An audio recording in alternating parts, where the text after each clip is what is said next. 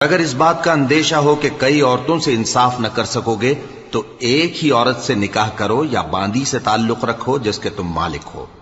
اس طرح تم بے انصافی سے بچ جاؤ گے۔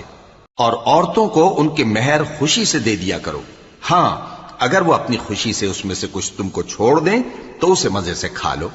اور کم عقلوں کو ان کا مال جسے اللہ نے تم لوگوں کے لیے سبب معیشت بنایا ہے مت دو، ہاں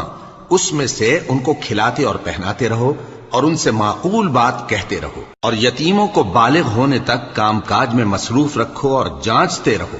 پھر بالغ ہونے پر اگر ان میں عقل کی پختگی دیکھو تو ان کا مال ان کے حوالے کر دو، اور اس خوف سے کہ وہ بڑے ہو جائیں گے یعنی بڑے ہو کر تم سے اپنا مال واپس لے لیں گے، اس کو فضول خرچی اور جلدی میں نہ اڑا دینا۔ اور جو شخص آسودہ حال ہو اس کو ایسے مال سے قطعی طور پر پرہیز رکھنا چاہیے، اور جو ضرورت مند ہو وہ مناسب